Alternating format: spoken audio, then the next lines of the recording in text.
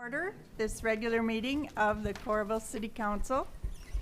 We're here in Johnson County, Iowa, and it's Tuesday, November 25th, 2025, 6:30 p.m., and we are meeting in the council chambers at City Hall. Roll call, please. Mayor Pro Tem Goodrich. Here. Knutson. Here. Vogelzang. Here. Quinn. Here. Goodrich. Here. I'm sorry. Yep. Peterson. Okay, we're all here. Our mayor is gone this meeting, so I am Mayor Pro Tem and will be presiding, along with City Administrator Hayworth, Deputy City Administrator Hobble, City Attorney Olson, City Clerk Johnson, as well as city staff in the audience, and also some special attenders. Some of my family are here tonight too. We welcome everyone, and we would like a motion to approve the agenda, please. So moved. Second. Moved by Knutson, seconded by Peterson. Agenda is approved. Now, this portion of the meeting is the community comments, and it's an opportunity for members of the public to speak directly to the council about items not on tonight's agenda or items that do not include a public hearing. Because of the open meeting laws, the council cannot engage in discussion or debate at this time, but we do appreciate hearing your thoughts and concerns. And if you wish to comment on an item that does have a scheduled public hearing, please wait until that is later in the meeting.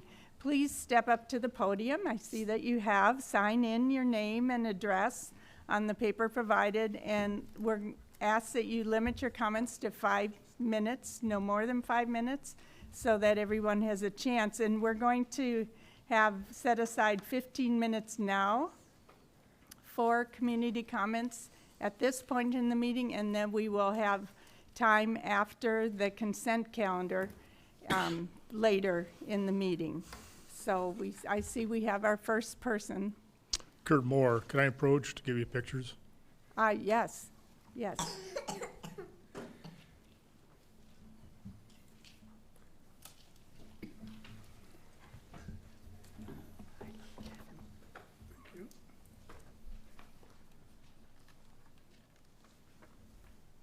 This issue starts when you had your City of Coralville cleanup back in October.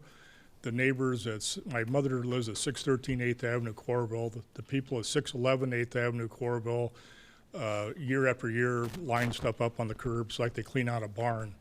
This year, stuff was on the sidewalk. She's in a walker. She called the city, and they sent out a police officer to move the stuff off the sidewalk. I'm not sure why they didn't talk to the individual that owns a house. They didn't. The city this year did not pick up all the stuff that they put out there. As you can see in the picture there, it's lumber and this and that. Actually, there's one picture missing. I must have had my thumb over the camera. It goes all the way along the property line out to the street. So they took the stuff that was on the curb that the city did not take, and they put it along the property line. Now, common sense says if it's trash on that day, it's trash today. And I'm not sure what the city of Coralville's codes are. I believe you have some history. The Nyes and Goat Hollow, you had them clean up, and property was trash. I talked with the attorney. I've made numerous calls down here. I've used your online, didn't receive any response. I've come down here and talked to people individually, never got a call back. I talked to the city attorney, who said he would personally go and look to make sure that the stuff was there. It's still there today. I did not receive a call back from him. He said he would. So there's several issues here. One is the fact that the trash is still there, and two, that the city is not responding to the public. I'm not sure what's going on and I apologize, Kevin, but that's not right, that you do not return calls. I call and go up front, and they say, well, you're a very busy man. I appreciate that. I worked 30 years in the Department of Corrections. You can be very busy. It doesn't take that long to answer a phone call or a text. And I hope that the city does a better job in the future, and I hope the trash on that property line goes away sooner than later. Thank you. Thank you, Kurt. We will look into it. And I apologize, I'm not going to stick around. I've been up since 3:30 this morning. I've worked all day, so I'm going to go home and go to bed. Anyone else like to speak to us this evening?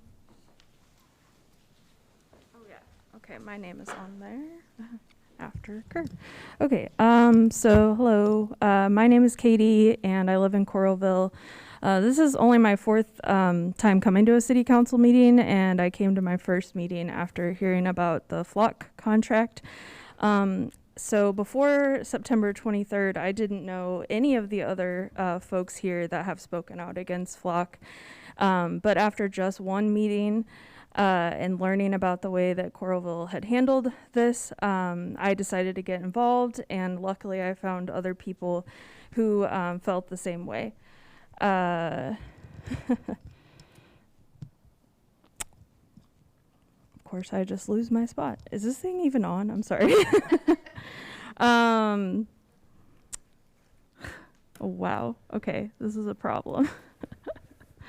So the handling of the flock contract brought us together as citizens who care about their community and are pushing back against the proliferation of mass AI surveillance, because we know that we are at a tipping point in history. Today is my birthday, and instead of celebrating with my friends, I am here with my newfound city council attendee friends, and that's how important this is to me. Not just to me, but to many people I've spoken with while I was canvassing for Katie Freeman running for city council.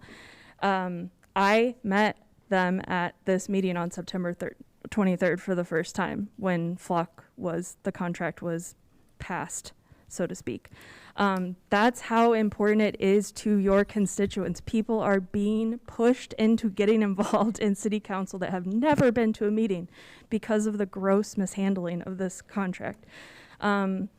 I'm representing myself, but also those who can't be here. And for those who cannot be here, they can watch a recording of this live, and they can watch it later on YouTube. I am begging you guys to put the work sessions and do the exact same thing, because it's in here and you can do it. I know that. The flock contract, the way it was handled, broke trust with your community, and it has damaged your reputation as a city council. And you can repair that damage, or at least some of that trust, by making work sessions available. And one more thing I would like to note about that is that the last meeting, Dan Wohlers offered some statistics for the first month of flock data that was captured in Coralville. He reported that as of November 11th, 150,784 unique vehicles were photographed and sent to flock's database with 210 hot list hits. He reported that 99.9% of the photographs taken of our vehicles as we drive around and doing our daily tasks were of innocent people just going about their daily lives. Afterward, our fellow attendee, Jenny Struthers, opined that 210 hot list hits seemed like a lot, and that seems reasonable. I wanted to make a note about hot list hits. That is not a vehicle recovered. That is not a child saved. That is not someone who got pulled over. That is a car being recognized by a flawed system that has cameras all over the country capturing our data. We don't know the effectiveness of these cameras because we don't have the data, because the police department is not going to share it, and there is no transparency right now.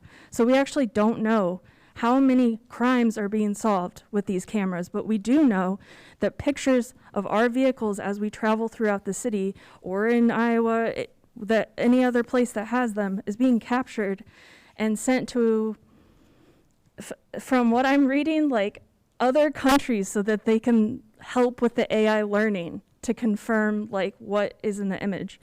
I don't think that it's worth it, and I think we need to educate ourselves on what an actual hot list hit is and demand transparency. Of course, I would love that you would consider that when you discuss the policy moving forward, but also to cancel the contract. I've stated in my communication with City Council before, I think this is a tipping point in history. I think people regret their nonchalance about the proliferation of mass AI surveillance. It's not benign. It is not harmless. This is a huge issue, not just here, but nationally, and people need to be paying attention to it. Thank you. Thank you.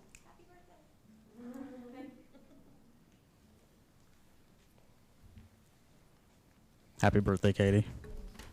Hi, I'm Justin, reading a prepared statement written by our mutual friend Have you Ryan signed Swenka. in? Thank you. Yeah, I did. Oh, great. when I got great. here. Thank you, Justin. All right, these are Ryan's words. Another council meeting, another opportunity for you all to move to cancel the contract with Flock Safety. Another opportunity to do the right thing, given the growing number of cities canceling their own contracts as new information regarding how Flock operates and the vulnerabilities it creates come to light. At this point, you have all had several months of your community presenting you with more than enough reasons to abandon this company.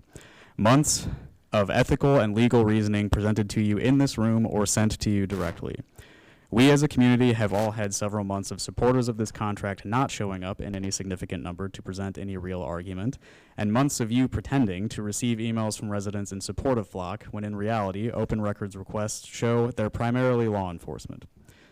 The policy presented in this agenda is still insufficient. Of its several flaws, it lacks concrete information regarding a strict policy on data retention, one of the most important pieces of information we as residents deserve to know.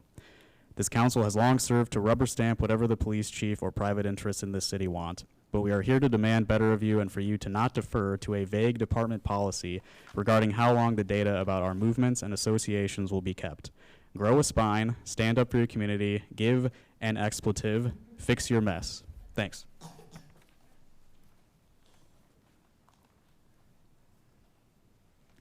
I'm Tara McGovern. I'm signed in, and I just want to mention before I begin that I'm getting word that the Coralvision stream is not working from people that are trying to watch the, so I don't know if that's something that y'all can fix, but.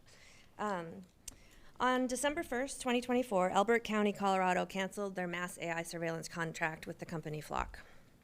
On January 14th, 2025, at the Coralville City Council fiscal year budget work session, Coralville Police Department Chief Kyle Nicholson placed license plate recognition system in a paragraph listing a total of 7 budget increases. On February 4th, 2025, Eureka, California City Council canceled their contract with Flock. On March 1st, 2025, Gig Harbor, Washington City Council canceled their contract with Flock.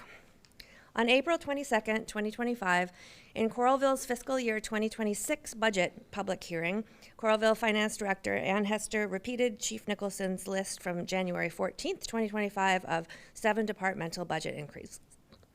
On May 6th, 2025, Denver, Colorado City Council canceled their contract with Flock.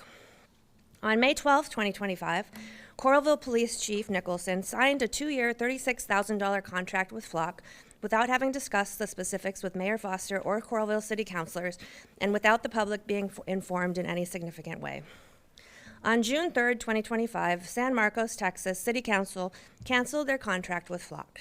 They still use ALPRs but have removed Flock cameras. On June 6th, 2025, Austin, Texas City Council chose not to renew their contract with Flock. On June 24th, 2025, Trevor Chandler, Director of Public Affairs for Flock, attended the Coralville City Council work session. Work sessions are open to the public but are not streamed or shared on the city website like public city council meetings. On June 25th, 2025, an article published in local news acknowledged Coralville's plan to join the Flock surveillance network, and Coralville residents learned for the first time of this decision. On July 8th, 2025, 9 members of the public spoke up at the Coralville City Council meeting in opposition to Coralville joining the Flock network. On July 25th, 2025, Guthrie, Oklahoma City Council canceled their contract with Flock. On August 5th, 2025, Oak Park, Illinois City Council canceled their contract with Flock. On August 6th, 2025, Scarsdale, New York City Council canceled their contract with Flock. On August 20th, 2025, ACLU of Iowa held a community briefing at the Coralville Public Library, attended by Mayor Foster and Councilors Wynn, about the constitutional concerns of the Flock network. On August 26, 2025, Evansdale, Illinois City Council canceled their contract with Flock. Also on August 26, 2025, public outcry against Flock continued at the Coralville City Council meeting. Council introduced policy proposals for a contract that nobody on council had seen. On August 28, 2025, a Coralville resident provided Mayor Foster and City councilors with the $36,000 2-year Flock contract obtained by requesting it from the city clerk. This is the first time any of you had seen the contract. On September 9th, 2025, Sedona, Arizona City Council canceled their contract with Flock. On September 23rd, 2025, the City of Coralville brought Flock VP of Governmental Affairs, Cam Simmons, to the Coralville City Council meeting, and Council voted to keep the contract with Flock and add policies proposed at the August 26, 2025 meeting. As Flock is a shared data network with cooperating agencies all over the world, any policies that attempt to limit Coralville has no effect on the data that Coralville pours into the shared network. On October 8th, 2025, Eugene, Oregon City Council voted to turn off their city's Flock cameras. On October 9th, 2025, Hays County, Texas canceled their contract with Flock. Also on October 9th, 2025, also in Texas, Lockhart City Council canceled their contract with Flock. On October 17th, 2025, the Hillsborough, North Carolina Board of Commissioners voted to terminate their Flock contract. On October 20th, 2025, Springfield, Oregon City Council voted to turn off their Flock cameras. On October 29th, 2025, Mississippi City, Michigan City Council voted to disable gunshot detection, a Flock feature that has faced criticism for privacy violations and its use in mass surveillance. On October 30th, 2025, councilors in Brookline, Massachusetts voted to disable their Flock cameras. On November 3rd, 2025, Redmond, Washington City Council voted to disable their Flock cameras. On November 5th, 2025, the Warrenton, Virginia City Council, after listening to the concerns of their constituents about unregulated AI surveillance, voted to not pursue the use of Flock cameras. On November 12th, 2025, the Skamania County, Washington Sheriff's Office turned their Flock cameras off after a judge ruled that the data is public record. Also on November 12th, 2025, the City of Woodbury, Oregon announced that they would be disabling their Flock cameras. On November 14th, 2025, Ferndale, Illinois City Council canceled their contract with Flock. Today is November 25th, 2025, and you will be voting on policies requested by residents to address you allowing us to be signed on to a 2-year unregulated AI surveillance contract. We asked for data retention limits that are in alignment with those adopted by the state of New Hampshire, intended to protect the privacy of the citizens while also allowing the use of ALPR systems. The policy you're voting on today recommends no such data retention limits. In future annual budget discussions, which are drawing increasing interest from the public, we will continue to ask that you stop wasting our money endangering the most vulnerable people in our community using surveillance tools that do not make us any safer. Excuse me? Thank you. You've reached your 5 minutes. Okay, I'll just print and publish it. Thank you. Or you can speak to us at the end of our meeting. We have reached our 15 minutes. I'm sorry. But I'm not sorry because there's plenty of time later in our agenda. Thank you. We'll move on now to the audit report with Dustin Opatz. He's the auditor from Bergen KDV LLC. He will present the fiscal year 2025 audit report. Thank you.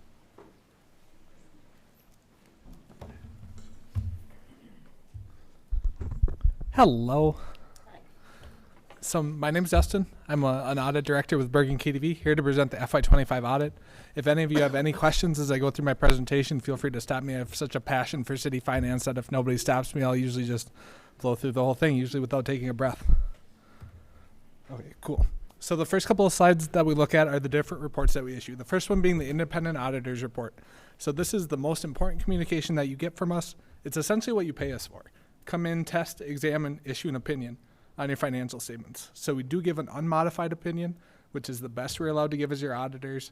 It states that everything is fairly presented in all material respects.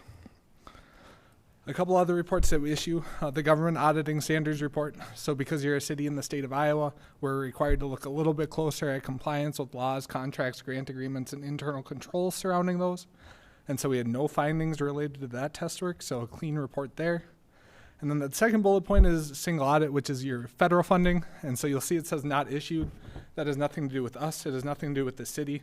It is the federal government. So typically they issue a compliance supplement that tells us how exactly they would like us to test the federal funding. Historically, that has come out in April, and it is now November, and it is still not out. I got word it was actually issued like this morning, so, you know, an early Thanksgiving gift for us. So we hope to have that report issued soon, but we just couldn't issue it because we didn't have it available. The last one is the Iowa Legal Compliance Report. So the Office of the State Auditor gives us a series of checklists to check with compliance with state statutes. And so we just had one finding related to that test work, related to some deficit fund balances, largely related to TIF. You just have some TIF funds that are in significant deficit. And so there's a plan for them, but just at this moment in time, they're still negative. So something we're required to communicate to you. Next, we go into the charts and graphs. So starting with the general fund. So ending general fund balance of about 18.6 million, which was a 5.5% increase year over year. City fund balance calls for a minimum of 35% in that fund balance, and at the end of the year, you were at about 42.7%. Next, we look at revenues allocated by source, and so pretty consistent year over year. Everything was within a percentage point of each other or two, and so nothing I really wanted to touch on there. We also look at revenues on a 5-year picture. So overall, your property tax revenues did increase related to an increase in the levy. Your hotel motel taxes were up related to just increased hotel motel activity. Charges for services was up related to activity at the golf course being up year over year. On the expenditure side, again, same kind of picture. Nothing to really talk about here. Everything was within a percentage point of each other when we look at it by function. And then year over year, overall expenditures decreased a little bit, about $74,000, which on a $20 million total is not very much. So general government was up related to some increased insurance rates and increased wages. Public safety was down related to some decreased equipment purchases. They were one-time vehicle purchases in 2024, and so those didn't happen again this year. The rest of these slides look at your enterprise funds. So enterprise funds are different in the fact that they are expected to run more like a business. Hopefully the amounts you're charging your customers are enough to sustain the operations of those funds as well as any debt service needs and any capital costs that they may have. So starting with the water fund, we give you a little bit of different information on this slide. So the green and blue are your revenues and expenses. And then there's the brown, which is total income and loss for the fund. And then, I don't know what color we're calling that, dark green, is your income without depreciation. So the reason we give you both is because depreciation is a non-cash expense. It's nothing you're ever going to have to write a check for, but it does represent your capital replacement costs. So the theory is if you have a rate structure or positive operations over a period of time where you're covering depreciation as well as the actual expenses, hopefully you have to borrow less when some of those larger capital projects come down the pike.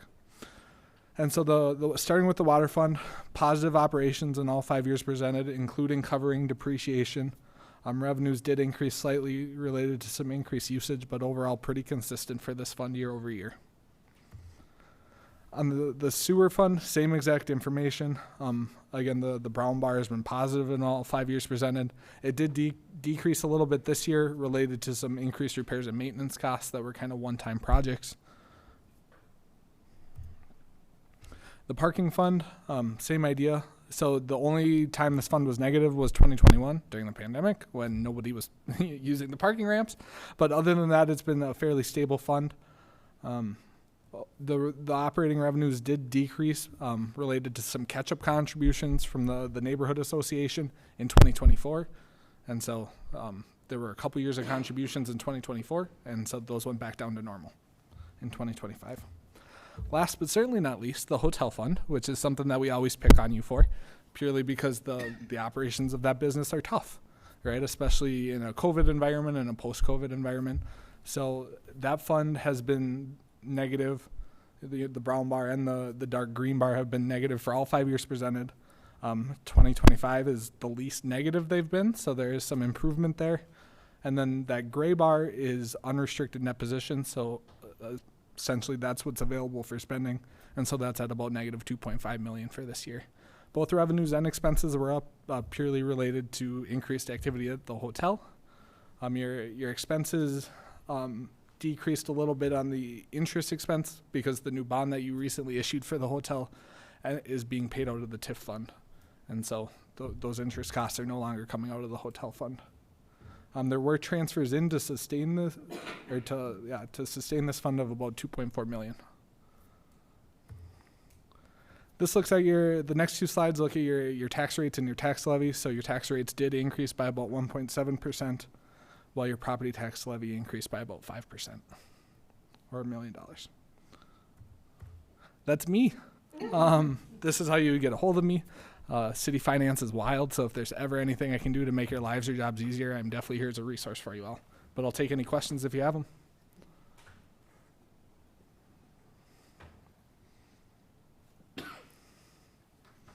We sure appreciate all your work with the staff and your articulate report. Thank you. Yeah, and big shout out to Ann and Mike Yes, and yes, everybody in the finance finance team. They department. always take really good care of us, so we always appreciate all their work because it's a lot to get ready for us and to turn it around this fast. So Can I clarify one thing? The hotel Yeah. fund Yeah. includes the convention center, correct?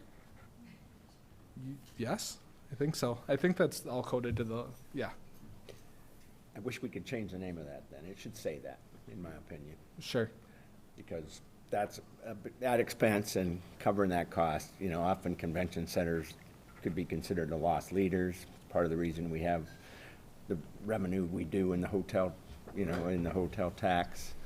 And this makes it sound like it's just the operating expenses of the Hyatt, not Right. currently the Hyatt standalone. I'd rather have it say hotel and convention center Sure. fund, if that's accurate. I assume it is. That's a good point.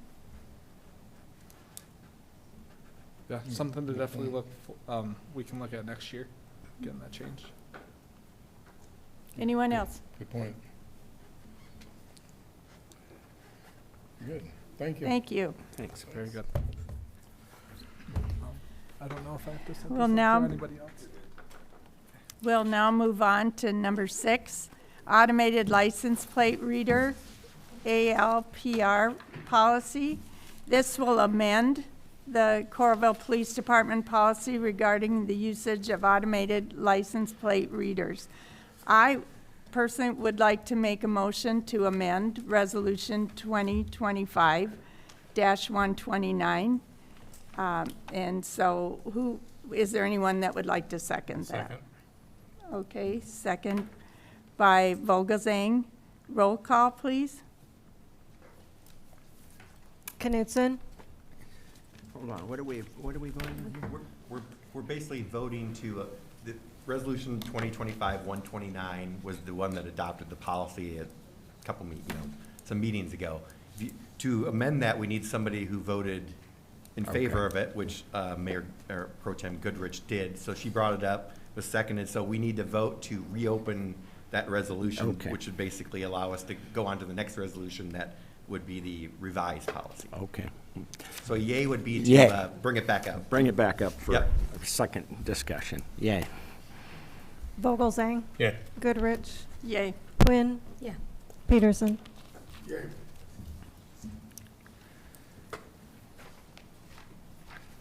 Okay, can we it was all in favor, motion carried.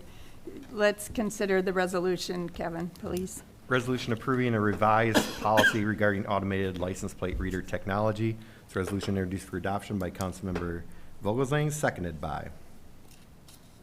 Second. Seconded by Peterson. Okay, questions or thoughts on this resolution? I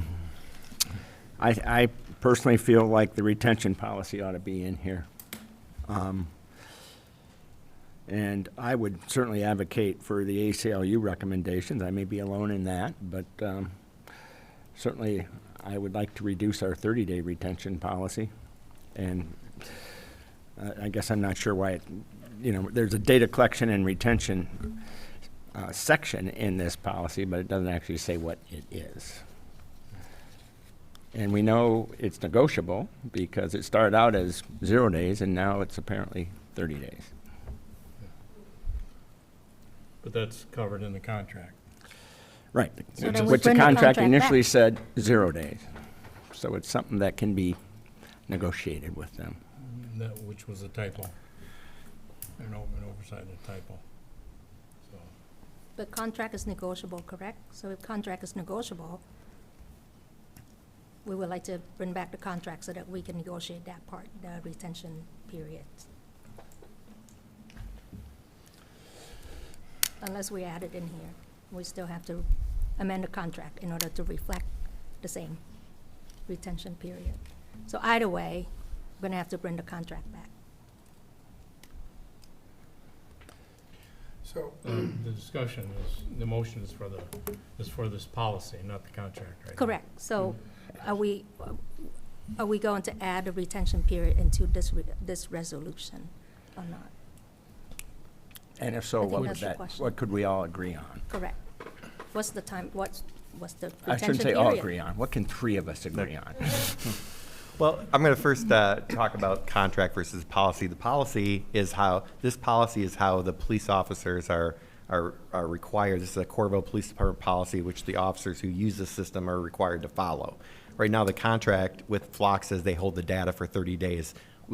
So we need to amend the contract to have the 30 days in here. Putting this in here, the police officers are not responsible for the time of retaining the data. So if we want to change that number, we need to bring the contract back, as Councilmember Wynn had said. It doesn't make any sense to me to I'll put quibble it. with you a little bit, Kevin. Okay. We haven't bring the contract back, you just said, implying bring it back to council. Yes, what We haven't voted on the contract. you approved it. approved it in We the approved budget. You financing approved the it. payment on the contract like 1 or 2 meetings ago, correct? The what? You approved the payment on the contract 1 or 2 meetings Right. ago in the consent calendar. Yes. I don't know, you might have been gone, actually. I can't remember which day you were gone. But you The read approval the, did. We didn't have an Even independent vote on that contract. So, here's the thought. There's been so much focus on this one particular contract. There's a lot of and I replied to your email. How many contracts does the city have? Are we responsible for reviewing every detail in every contract that the city has? I don't think so. We have a policy on have- that, which we're gonna, I know, look at, but the policy says the city council must approve, in general, the city council must approve all It contracts. says in general, Councilmember, but it also says later in there, unless it's approved by the budget. I wouldn't say it's that clear. Well, That's how it's been interpreted for several years, numerous years, that is what that meant. If we want to change that, that's why my suggestion was to bring up that policy.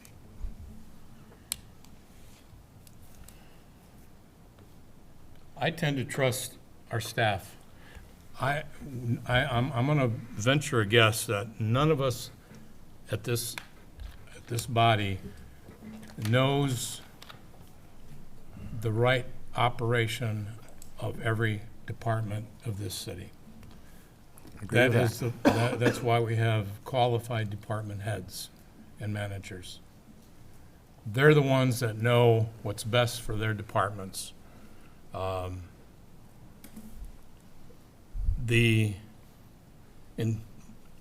address this particular issue.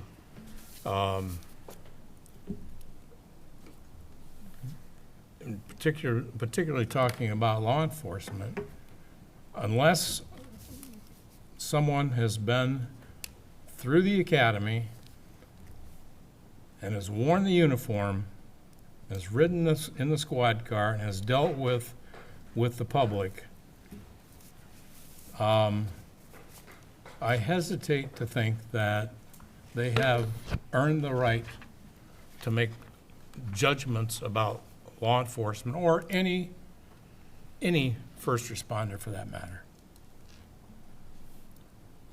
So what's best for the Coralville Police Department is, I think, in front of us. And honestly, I'm not really concerned about what other cities across the country have done regarding their flock policies. We've heard a lot of one-sided comments about flock. A lot of the negative comments about this company. We haven't heard too many people talk about the positives. I haven't done the research to find out how many Amber Alerts have been solved, how many Silver Alerts have been solved, how many crimes have been solved because of these cameras across the country. I know we've had some right here in the state of Iowa. So like Kevin said, this policy relates to how the contract is enforced and how do law enforcement officers in Coralville, Iowa, deal with the data that's collected on these cameras. And I think it's spelled out pretty clearly in this policy. Councilmember Peterson, did you have something? Yeah, so I know that a lot of these policy recommendations are from the New Hampshire laws. First of all, when we met with the representative from Flock, I specifically asked about New Hampshire. They have 0 flock cameras in New Hampshire because of the policies. So the only, I read the whole thing. I don't disagree with anything on that whole list, except for the one thing is retention. Because in my opinion, if there's a Silver Alert or Amber Alert or murder or an auto theft or domestic violence issue, they need time to investigate that crime. And when the perpetrator goes on the lam, they have to track him down. So there needs to be time to do that. If you do 0 retention or 3-minute retention, like in the New Hampshire law, there's no crime that's solved in 3 minutes. I mean, that's my opinion. And, you know, I may be wrong on that, but. I think you're misinterpreting how it would be used, Royce. I mean, if we have somebody we're going after, the system would continuously look for that plate, and it has 3 minutes to find it and alert the police that this is where they are. It just can't look back more than whatever our retention is. It can say somebody's, you know, at First Avenue right now that we want to get. They're there now, or it could tell you they're there 30 days ago. Which one's more valuable? They're there right now. Okay, let me ask this. So if that crime's committed today, and they see that license plate, I get we're not looking back 30 days, but are we able to look forward? And 30 days from now, we'll be able to see where that car has been. You can see where it's, once you activate and you're looking for a specific plate, it's my understanding that it will alert you whenever that plate shows up at that location. So if there's a crime committed tonight, and law enforcement has been able to develop some sort of a, through their investigations, if they can have the option to go back 5 days and find, or 10 days, or 20 days, or 29 days, to try to find that vehicle in and around a particular area of the crime, I think that's pretty important information to have, to be able to go back and reflect on that data. It's not, everything's just not in live time. Yeah, but that brings in the privacy concerns that our constituents have raised and have resonated with me, especially, as I've said many times, in this era of potential abuse of systems like this. So mitigating against that with a lower retention time is something I would favor. If I'm the only one, we can move on. I'm fine with that. Police Chief Nicholson, would you like to speak to us? I would absolutely advocate for the longest retention possible. As we heard from Cam, there's agencies on the West Coast that pay for more retention. I'm not here seeking that. I think 30 days is what we default to, is what Flock defaults to, and is what I would ask from you all. I certainly, the 3-minute retention that New Hampshire has would not be effective for our staff. The majority of what we use this data for is for looking back at things and not necessarily a hot list or alerts at a specific given time. For example, we solved a hit and run the other day at Come and Go on First Avenue where a subject ran into the gas pump. The gas pump needs replaced, $11,000 worth of damage. That vehicle fled. Okay? The report's then turned in, assigned to an investigator. That takes days, not hours, not minutes. And the investigator then has time to look at the case. So who knows, a hit and run is low priority, right? Child abuse assault, high priority, okay? So this hit and run investigation took some time to get reported to an investigator. Investigator's assigned, investigator gets time to look at the case file, it hits his desk. Through the use of the cameras on First Avenue, we were able to develop a suspect in this case by looking back at the data that we have access to for 30 days currently. And so I would advocate for 30 days for that reason. I think a lot of our cases allow detectives time to look back at those things. You look at a credit card fraud, for example. I don't know how often you all would look at your bank statements. I look at mine once a month, and a 30-day period would allow me time to then report a crime to the police department. 30 days would allow us, hopefully, to look back and be able to find those types of crimes where they're committed. So I'd advocate for 30 days or something extremely close to 30 days. Thank you. Thank you. Can I just remind my colleagues here, there were 2 comments made, and we just heard the audit report. Focused a lot on the numbers, but there's a management report that's also very important in any audit. The cover letter, excuse me, addressed to the mayor and to us as members of the council, and to management, there's a comment, so we did not, quote, we did not identify any deficiencies in internal controls that we considered to be material weaknesses.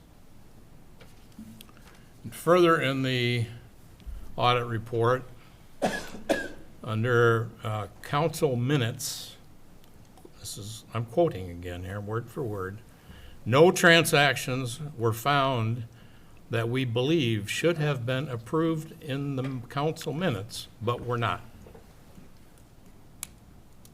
So that was our auditor's report that That's we the just auditor's had. report, Yeah, which thank they you. look at not just the numbers, but they also look at management practices as well.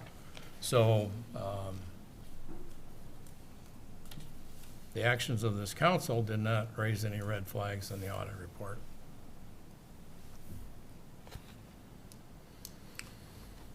So there's, I feel very strongly about this, is that these cameras are for the benefit of public safety and for the greater good of our community, which we've taken an oath to uphold, and for the greater good of our residents, our businesses, and our visitors.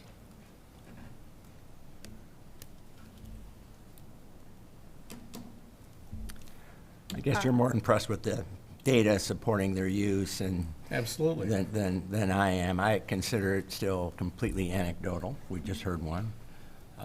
Do cities with flock cameras have lower crime rates than cities without? I've never seen that data. Pretty easy to look at. I'm not sure why nobody's demonstrated it. Be glad to look at a study that's shown that. Are there abuses of the system related to privacy issues? Plenty of anecdotes about that as well.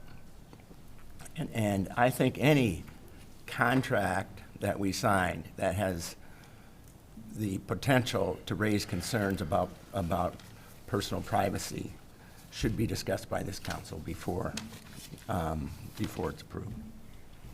Right. And when we discuss the policy, the purchasing policy, I'll advocate for that at that time. But this, did I see this coming as nearly a year ago when we first, I guess, heard about it in our budget. No, I didn't see this as a major privacy concern for me personally, but I can understand why people do. And especially in the context, as I've said many times, of an administration that has violated many norms and abused many systems to go after their enemies. I think this has the potential to be abused by ICE and other agencies. And of course, there's always the potential for, for a bad apple. We've had examples of that with these systems around the country, and we've heard many anecdotes from this. Is it likely to occur here? I don't believe so. And I want to have a policy that limits that as much as possible, and I think this does that to a large extent. I agree. This policy is the best we can. There's an old we saying can do. that the only bridge that makes the news is the one that collapses. The only airplane that makes any news is the one that crashes. And the only negative situations or incidents that we've had here we've heard about that I've been able to find out, involve a human element, which is addressed in this policy. But not eliminated by any policy, right? There's always that potential for There's that abuse. potential, And but- I'll emphasize again that subpoena trumps policy. If ICE subpoenas our data, we have no recourse and it's approved by a judge, we have no recourse but to provide them our data to potentially track down. That's true for anything. Not if you don't have the data. Your credit card could be subpoenaed at some point if need I agree, be. for sure. If need be. So, I mean, that's a blanket statement that I find, quite honestly, Mike, I find it hard to. I would be to very justify. concerned if the city wants to pay for my credit card. But they're not. The city's not paying for my credit card. I am. I'm making that a personal choice. I'm not spending taxpayer dollars to purchase things. It's an extreme example. I'm saying if there was a crime, if you committed a crime somehow, and you put yourself at risk by committing a crime that involved your credit card, for instance, or some transactions, you can be subpoenaed.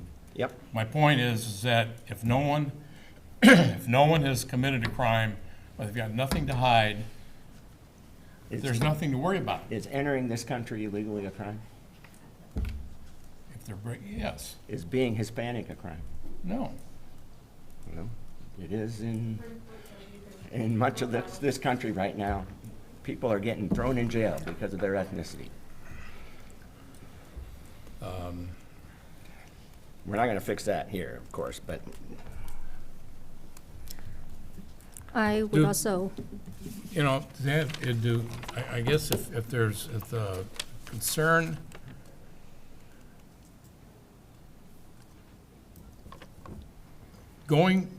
driving through North Liberty, driving through University of Iowa facilities, there's 28 cameras, I think, and on university property. I think there's 14 in North Liberty.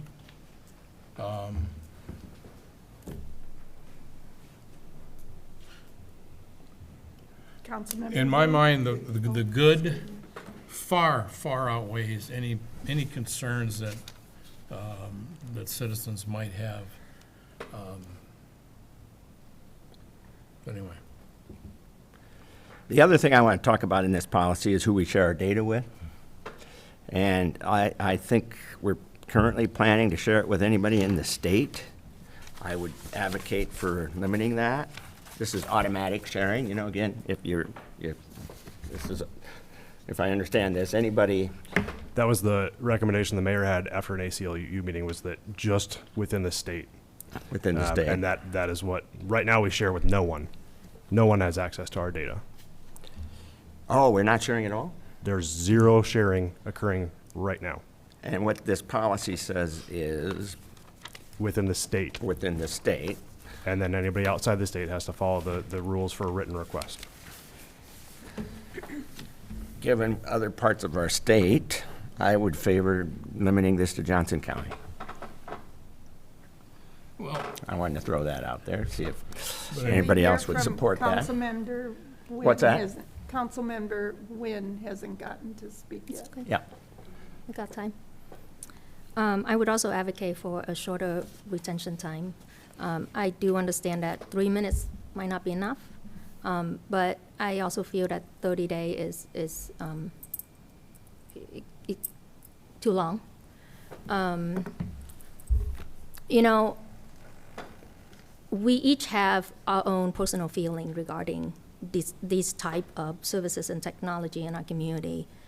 But I would like to remind my colleague that when we sit here, we are elected by the people.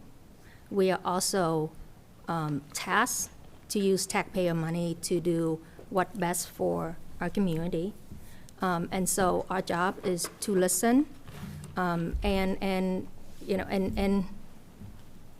and admit that when we make mistake, we own up to our mistake. And our mistake is that we did not look through in detail to catch the contract, to have a discussion before we vote on it as a budget, as a whole. And that is the lesson that I know for myself as an elected official. That's a lesson that I learned moving forward, that I will do my job differently.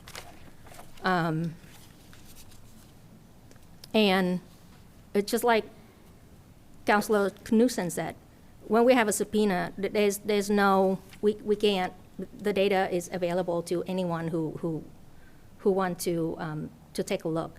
It is our job to protect the privacy of our constituent. It's not our job to judge who's here legally, who's here not legally.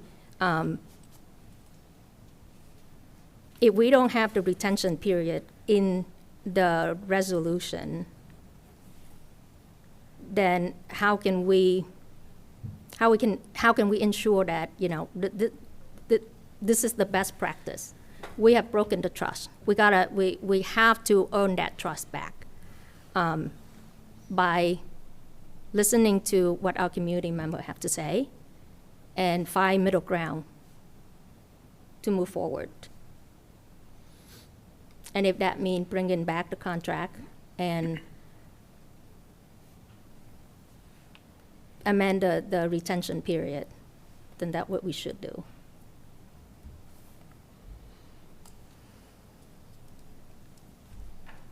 I need direction on, we're talking about the policy here.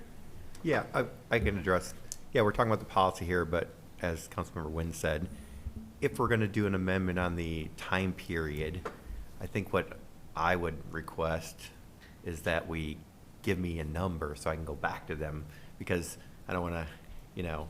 Okay. So that's what I'm saying. Right now, you're correct, there's no policy, you know, there's no time period in the policy.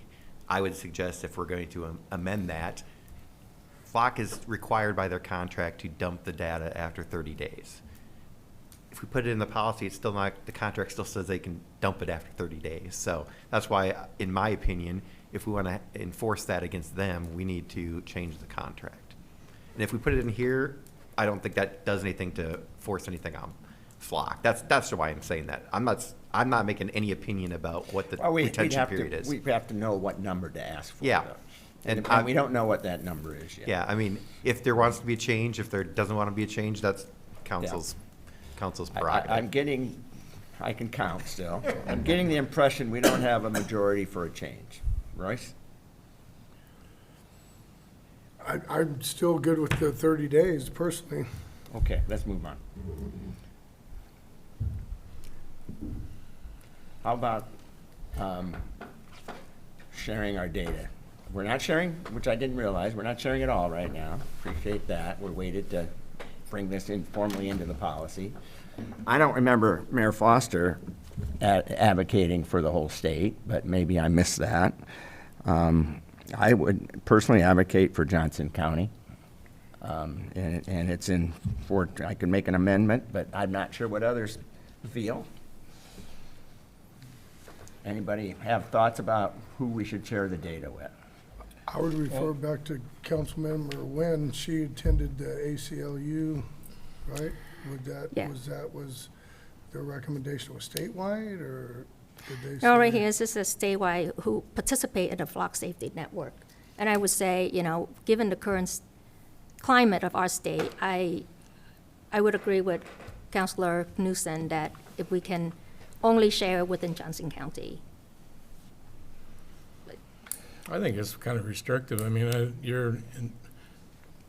That's Chief, the point. if I may Yes, ask. It is restrictive. I agree with that completely. Well, it's. And we know how you're voting. Royce? Yeah, I don't know, is that anything that was addressed in this policy at all, or was that part of the New Hampshire? No, but this policy I'm does. just curious, Does talk about it. One of the revisions in the policy is to share it within the state of within the Iowa. state. And I believe, I just want to make sure the chief said if there's somebody requested out of state, they would have to get permission. Yeah. It's not going to be an open share like some people's networks are Yeah. to everybody Yeah, in the no, country. No, and I would like that to be everybody but Johnson County. So Johnson County, we would auto share is what I'm advocating for. Outside of that, we would approve. I'm not opposed to that. Law enforcement, like many things, are regional. People can move around a lot, so. How often, Kyle, may I ask you, how often do you interact with law enforcement from other counties in your investigations? I would say weekly, if not daily. The crime that the suspects that commit crime here, a lot of times we see that same crime being committed in Des Moines by the same suspect, that same crime being committed in Cedar Rapids by the same suspect. The significant violence issues Iowa City has had has not been with Iowa Cityans. It's been with Cedar Rapidians. And so that crime travels to our corridor, and it happens here. We have Interstate 80 that gets you across the country. And so we see the same type of things happening here as we do across the rest of the state. My point exactly. But they can always request. I think we need to keep within the state. But they can always request to have access to that data if need be, right? We don't have to automatically share the data. If other law enforcement agency need our data, need access to our data in order to solve the crime that happened in their community, they can always request. So they request sharing of the data, okay? So I would then share the data with them. It's not on a case-by-case basis. It's we request access to your data, and then there's a sharing relationship that happens. So it's not, we had a vehicle theft and we believe it's in Coralville. Can you please check your data for the vehicle in Coralville? It's not case by case. It's a relationship that happens, and it just happens. I think my concern is the third-party data, storage, because we are not storing the data. It's Flock that have contract with a third party that store the data. I trust our staff. Do I trust Flock? No. So that's where my concern lies. So this policy won't impact that concern. No, there's Correct. nothing we can do in this policy to impact that concern. Correct.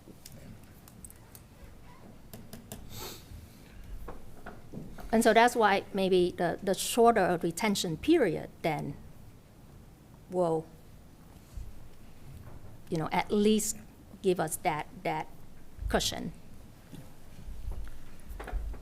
Should we discuss a retention period, 20 days? Is that? I would say anyone- 7 day or shorter. That would be my, that would be, 30 days, 20 days. days, 7 days? Any other? Well, what are your thoughts, Lauren? Bryce already said 30. I'd say 30 or 20 if y'all would be comfortable with 20, that would be Yeah, I would change it. a balance. Or 3 weeks if you want to round up. 21 days or something like that. I don't know. 21 But days. I go back to my question, are we handcuffing law enforcement by being too restrictive? There's a reason that 30 days is in the contract. But there's Allows also for- other contract, excuse me, but there's also other contract that have a much shorter retention period, and it's according to those, it works. So that means that 30 day is not the across the board that is the minimum retention period. There are contract that have 3 minutes retention period. There are contract that have 3 days. There are contract that have 7. So it's all over the place, really. There's no evidence saying that 30 day is the sweet spot that make it work. It's the default for flock. Correct. Right. And if you want to get the most bang for your buck in terms of law enforcement, that's what you go with, I think. If you want to have less concern about public privacy and privacy concern, and you want to get the most bang for the buck, because there's no additional charge up to 30 days, I think that's their default. But do we have concern of, you know, in that 30-day retention period, flock contract with third party, what does that give them more time to, I don't know, milk the data, to do whatever else with the data? We don't know that, because we're not contract with that third party. And so, why is the default 30 days? What does the contract, Kevin, say about them using our data? They're not supposed to be able to do that, yeah. just to be clear. True. If they're doing that and they're discovered, in my opinion, it will, the crap will really hit the fan. And if I remember and it would be very correctly- harmful to the company. Is there a risk of that? You know, I don't know. Some. It's non-zero, but it's not high, because it would be devastating to that company if they found that people were using this data against all these contracts that they've signed. We right? also know that there's breach of contract that happen all the time. I mean, not breach of contract, breach of data that happen all the time. Yeah, and there's So there's that. potential for that too, which would also be very harmful to the company. I think I go back Chief, to the 30 days, if I remember from the gentleman's presentation. I think that the 30 days is what they, as part of the flat fee, that's what they pay for data. Like the LA and stuff, they pay more. So I think that's where they get the 30 days, is that's the most they would pay without having an extra charge. Am I correct, Chief? Yes. Okay. I think that's what I meant by most bang for the buck. That's the default. And it's If- also if- based on their storage. Yeah. Yeah, So, yeah, I sure. mean, if It's not free to store all this data. no. But they don't, it's not like we're gonna save money by going to a 3-minute retention, right? It's No, gonna they're- be the same cost, so that's, Yeah. Correct. you know. Chief, can I ask you, do you know what the retention period of our neighbors are? I believe they're all at 30 days as well. 30 days. I'm just going to ask again, would we compromise at 21 days? Could we live with it? Could we compromise at that?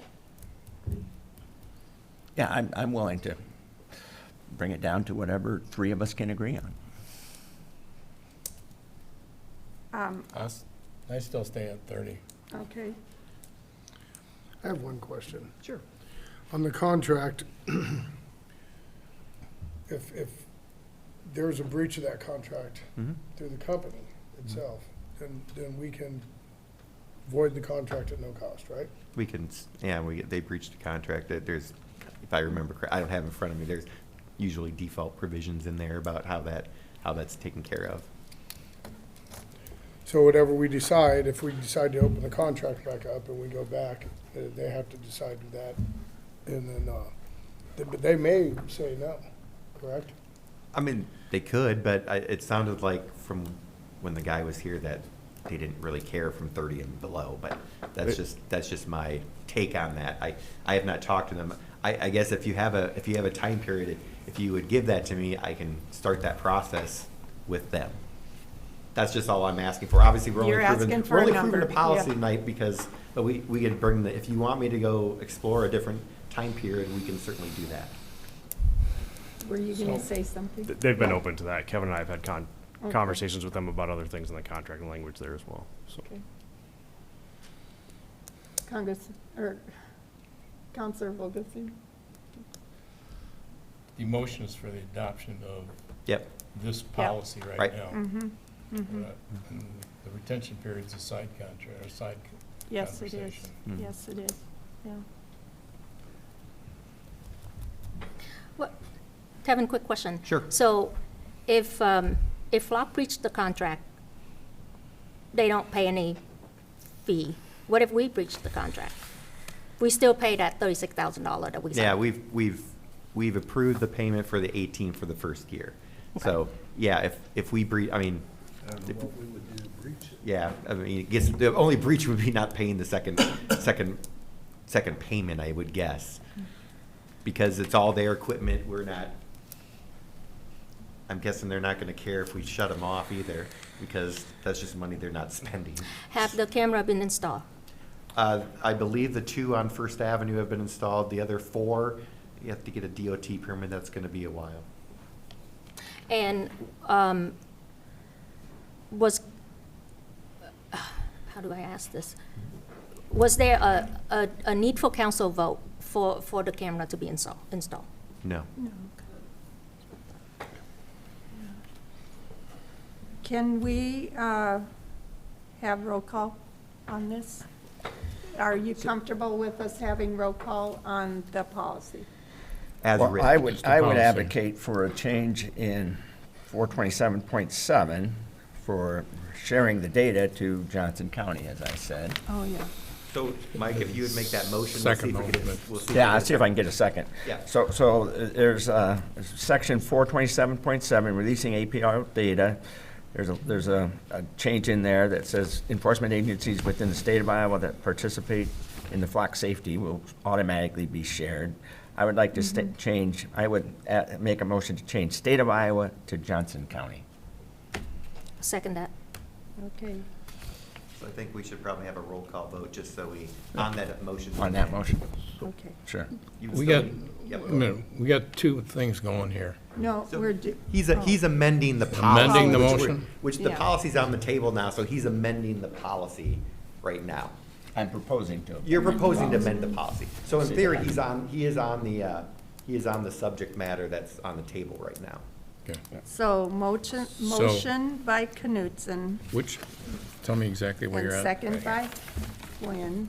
So I just want to verify, it's 427.7, replacing the state of Iowa with Johnson County, am I Johnson correct, County. Councilmember Knutson? That's correct. Okay. So, Second by Wynn. so a Roll call or a not? roll call vote, so a yes would be to amend to Johnson County, and no would be to keep it the same. Okay. Vogelzang, No. Goodrich, No. Quinn, Yay. Peterson, Yay. Knutson. Yay.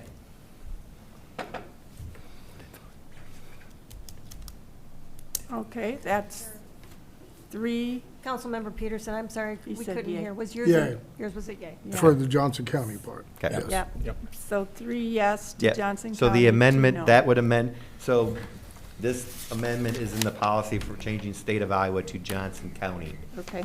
So at this point, you could take a roll call on the adopting the policy with the amendment, if you want to do amended. that, or if there anything else you want to put in there.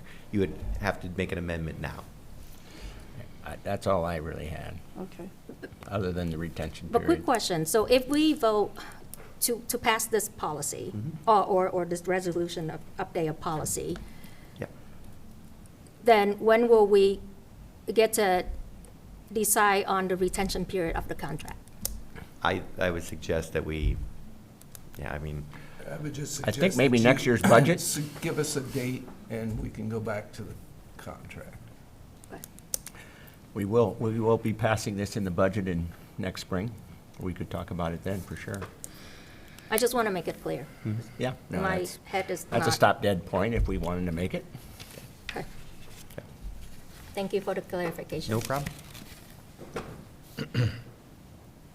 Okay, so I would like, well, we don't need a new resolution. Nope. We have it. As And amended. we will amend it. It is amended, so it is, So I'm calling for a motion to. no, a roll call vote. Roll call, we're to roll call. Yeah. All right, thank you. Roll call, please. Goodrich, Aye. Quinn, Aye. Peterson, Aye. Knutson, Aye. Vogelzang. This is clarifying just, amending it to just Johnson County. Correct. Correct. For automatic sharing. This is No, for the this is whole for the- resolution. This is for the Yeah, whole policy yeah. now. Yeah. It's for Right. the policy, After this, but we're yeah. moving on. It's for the Just- policy, I'm sorry, that was the amendment, I just wanted to verify. It's the policy with the amendment, With the amendment. yes.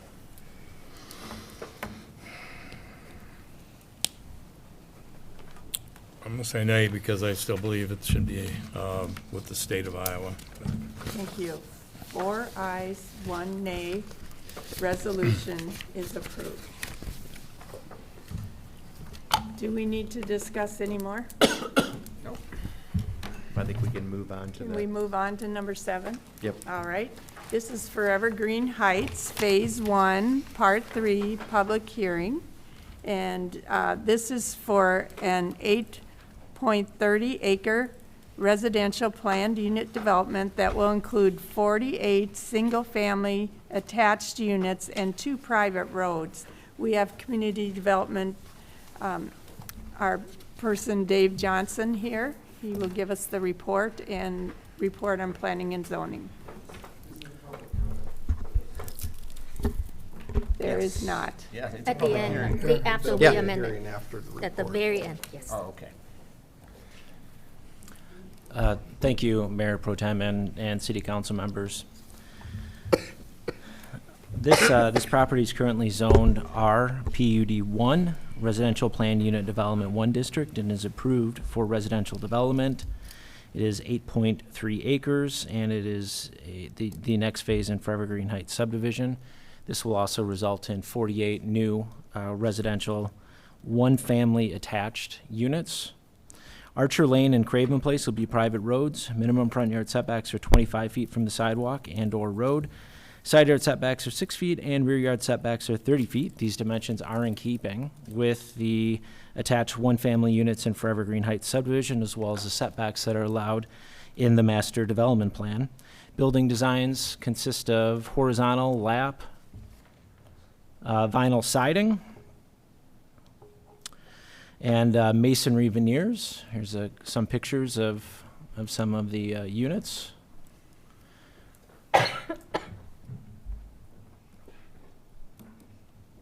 This is a very popular housing type right now in Johnson County and Coralville. And these designs are also fairly consistent with the 1-family attached housing that's already been built in Forevergreen Heights subdivision. The Planning and Zoning Commission reviewed this request at their November 5th, 2025 meeting, and by a vote of 5-0, the Planning and Zoning Commission recommended to approve the PUDP site plan and final plat for Forevergreen Heights Phase 1, Part 3. And I would just note that city staff has also reviewed the final plat and finds that it conforms with the requirements for preparation and filing. Thank you, Dave. Thank you. I will now open the public hearing on the proposed PUD site plan for Forevergreen Phase 1, Part 3. Does anyone in the audience have something? This would not be the time for, this is just particular about the Forevergreen Heights? Correct. Okay, great, great, Yep. thank you. So I see in this development, and I believe the next one that'll get mentioned, that these are private roadways. Correct. So it's my understanding with private roadways that some citizens feel that they get doubly taxed for these. It's my understanding they pay the same property taxes as people on public streets. Is that correct? That's correct. Okay, but then they still have to pay extra for garbage collection, for snow plows, and They will be responsible for plowing the street. The city will pick up the trash. Okay. And then as far as road reconstruction or fixing potholes and stuff, is that paid for by the homeowners themselves on that street? Or the homeowners association. Or the homeowners Yes. association, okay.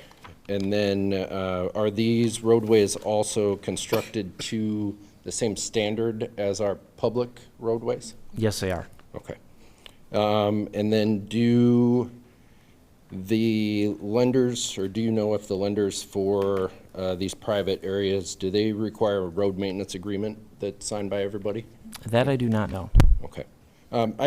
Just some of the concerns I have that we are putting a lot of private roadways in town that those people pay the same property taxes, but get less services than the people on the public roadways. And I just wanted to mention that and make sure that we're all thinking of that as we move forward on these, that those residents might have extended expenditures compared to the rest of us.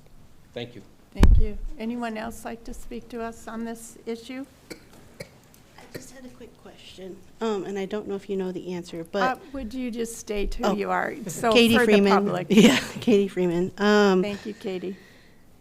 Do you know what the median house price, what the sale price is intended for this? I do not know that, I'm sorry. Okay, Yeah. they don't give a range or anything that they're gonna try No, to? but, you know, if you were to even just go on Zillow or a real estate site, these are fairly in keeping square footage as well as interior and exterior finishes as recent sales. Okay. So I would say recent sales in this area would be a pretty good indicator. Okay, okay.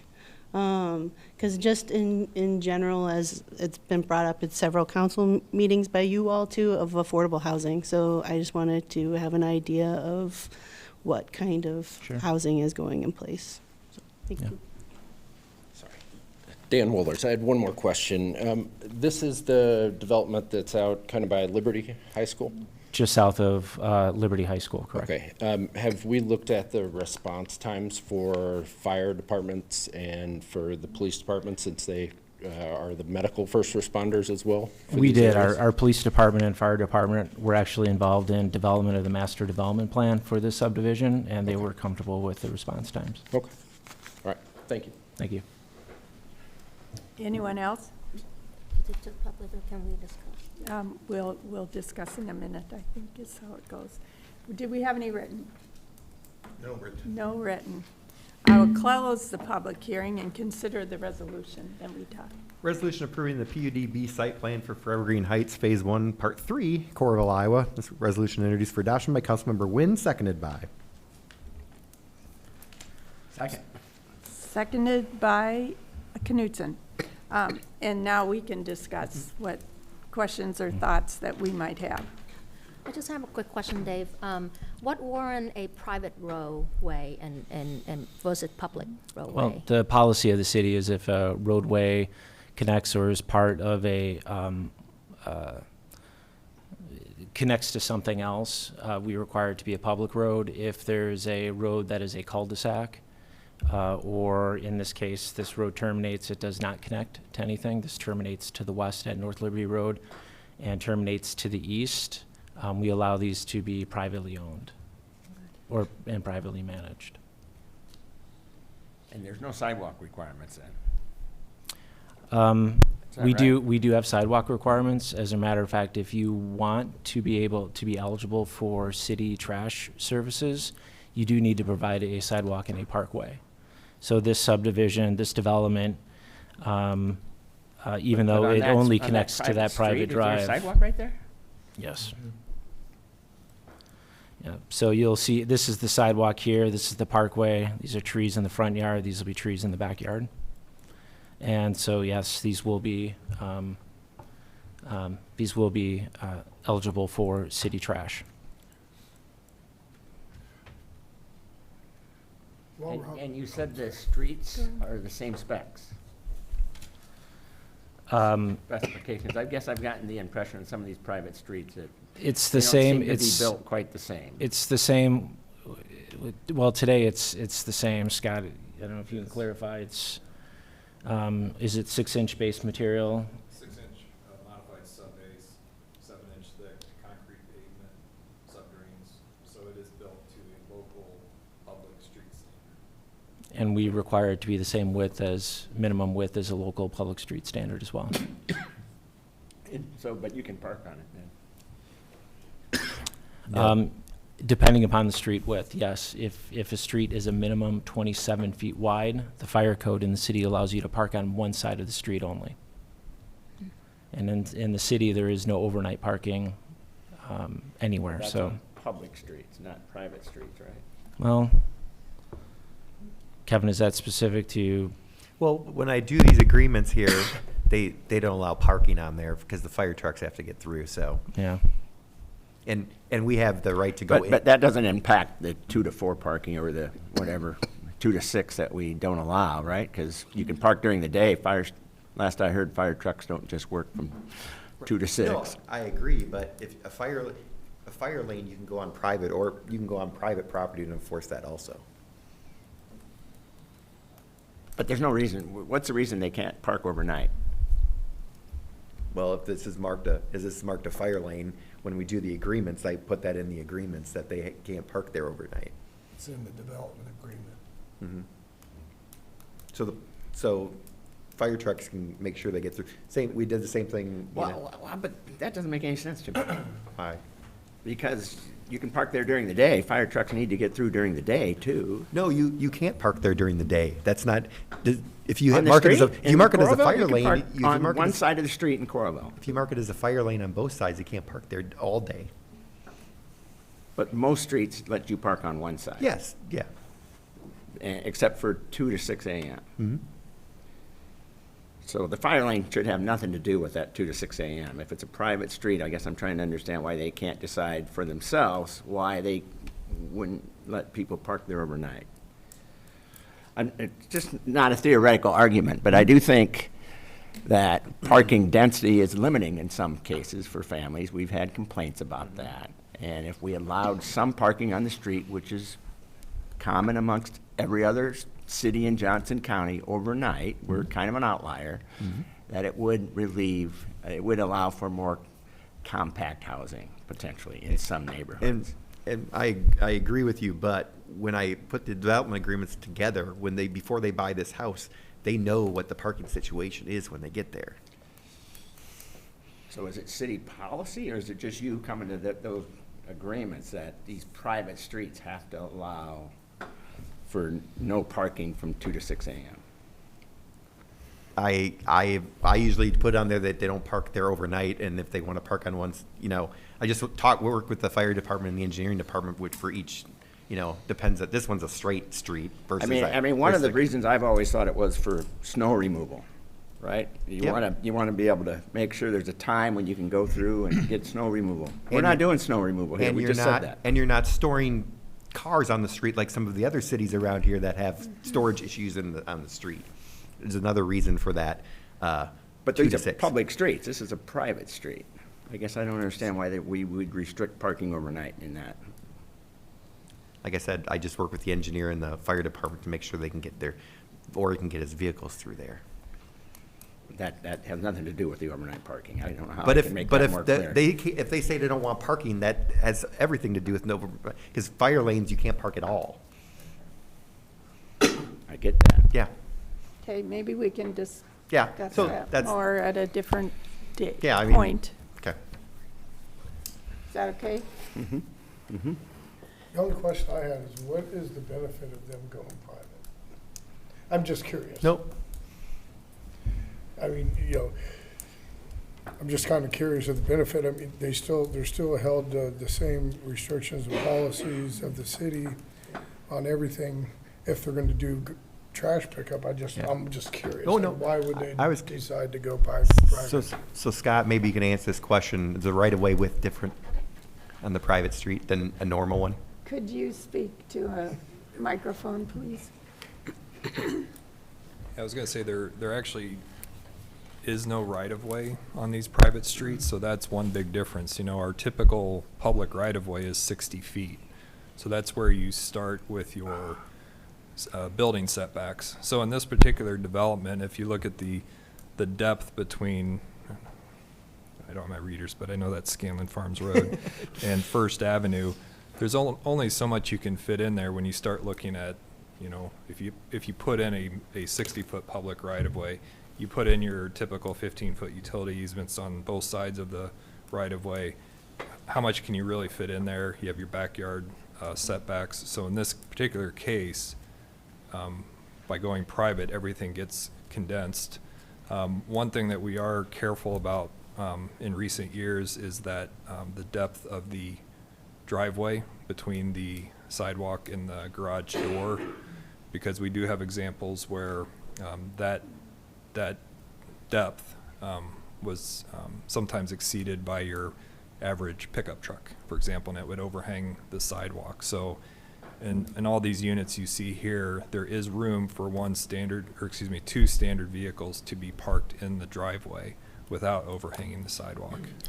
So really, the only incentive for developer to do private, street versus public is that they have wiggle room to, to have narrower space in between. Increased density. Right. Increased density, which is one of the stated goals generally of trying to increase the number of units where it makes sense to do so. And decrease the price. Yeah. And one thing, of course, the concern about, well, who pays for this street repair in the future? Well, Correct. If everybody knows and the HOA stays intact, that should be an investment by the HOA over decades. I feel like we talked about this. But we maybe have with- incident where, that HOAs went away and then there was street, Correct. right? And right of way, it's a whole host of Right. issue that the city have to And deal with later. I think in some cases, the HOAs have disappeared because it may be that they only are responsible for an open space. Right. This is different. This is Okay. infrastructure, and I guess I would hope that would be incentive for an HOA to stay intact to cover those future maintenance repairs. If the HOA went away in these instances, infrastructure wouldn't be maintained. You wouldn't have snow plowing in the wintertime. You wouldn't have things maintained, including also the utility line. So Yeah. that would be the main reason that they wouldn't go away. And I would just throw out the example, I think we talked about this before, was Red Tail behind the Hampton. Like Red Hawk Tail? No, by Bridgewater. Oh, okay. Yeah. It's a 30-plus-year-old private development. All the streets are private. And only recently did they do any kind of significant repair, but it wasn't, total reconstruction like we did over here on Fifth Street.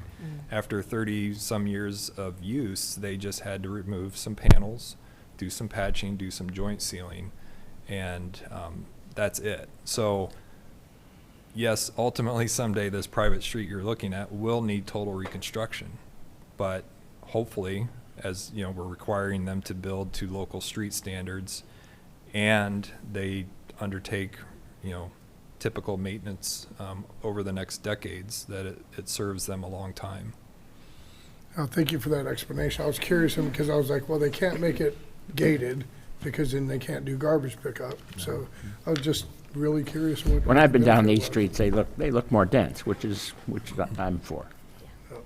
So presumably with increased density is reduced cost. Yep.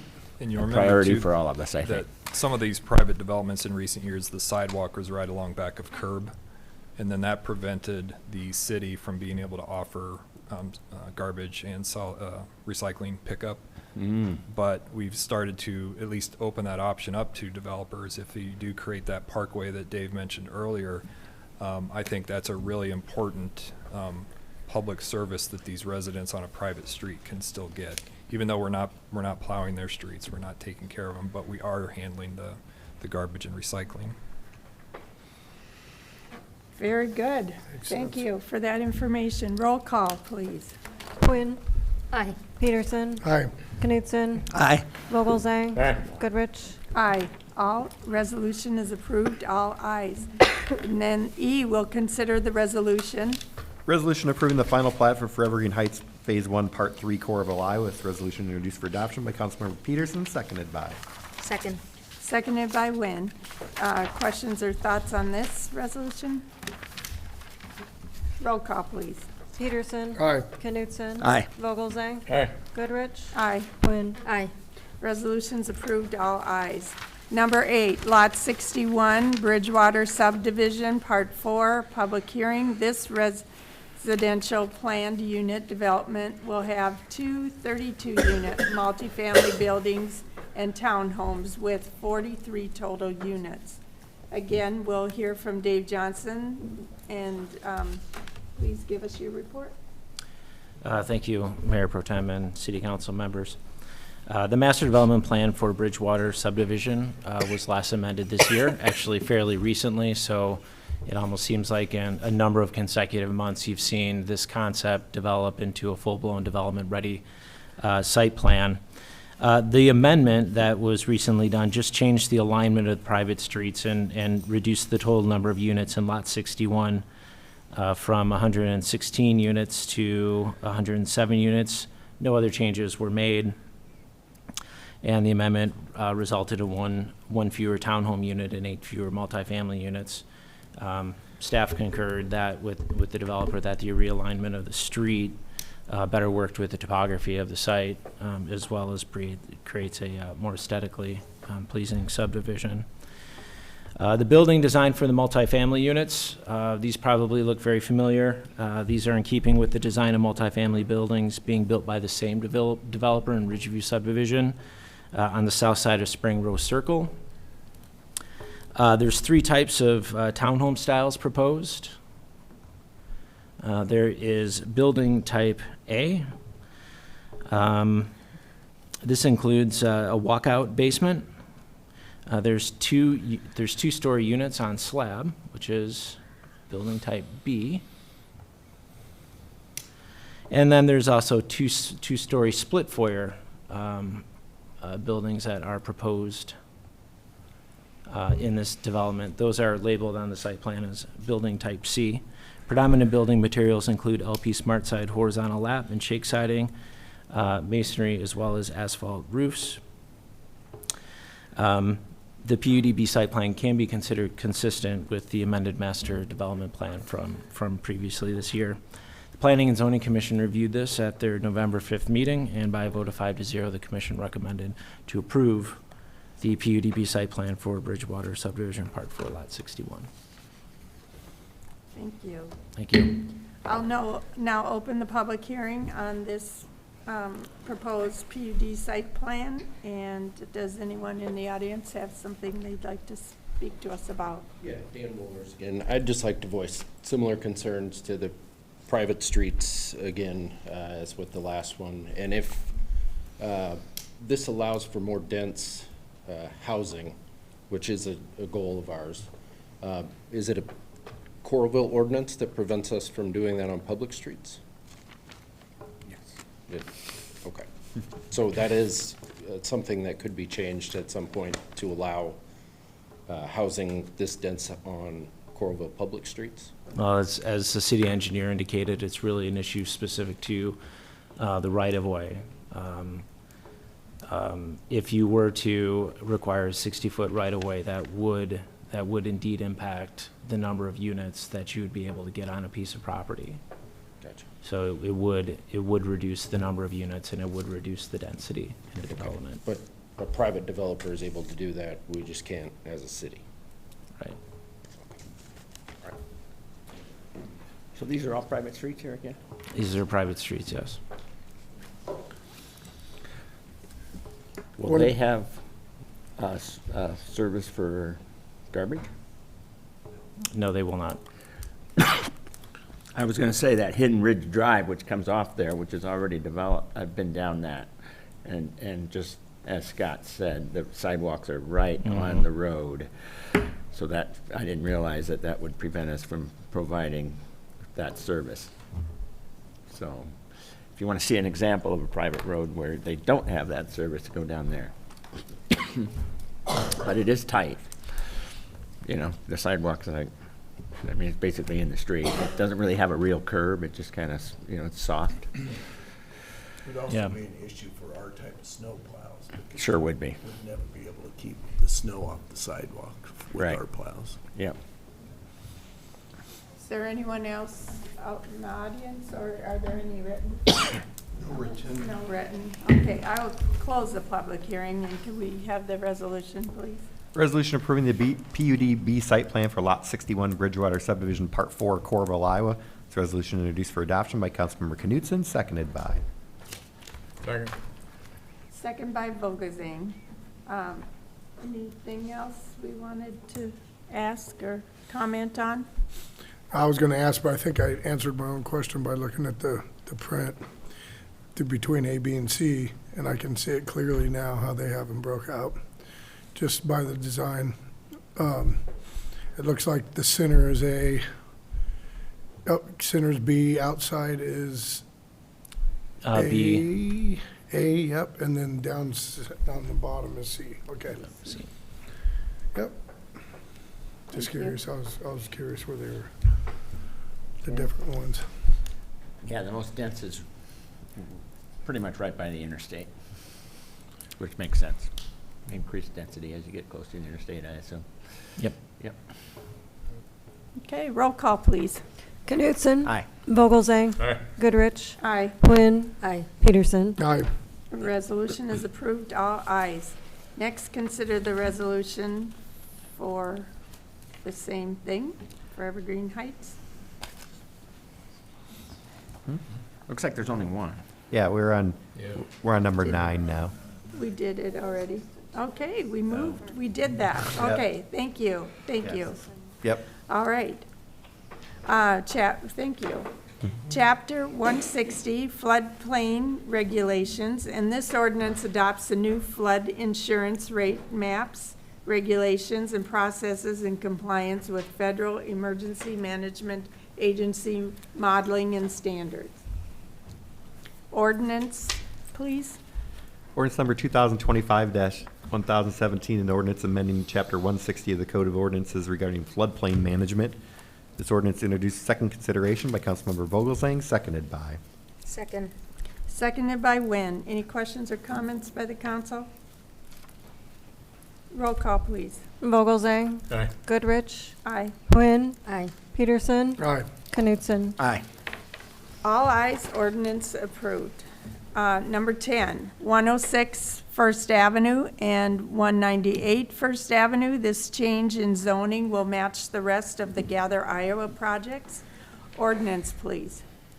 Ordinance number 2025-1016, an ordinance amending the Coralville zoning ordinance, the same being ordinance number 2020-1009, as previously amended, rezoning certain property located within the corporate limits of the city of Coralville, Johnson County, Iowa, and generally known as 106 First Avenue from C2 Arterial Commercial District and 198 First Street from I2 Light Industrial District, both to Commercial Planned Development 2 District. This ordinance introduced for third and final consideration by Mayor Pro Tem Goodrich, seconded by. Second. Seconded by Peterson. Any questions or comments? Roll call, please. Goodrich. Aye. Quinn. Aye. Peterson. Aye. Knutson. Aye. Vogelzang. Aye. Ordinance approved, all ayes. 11, Utility Resilience Project. This supplemental agreement is for archaeological,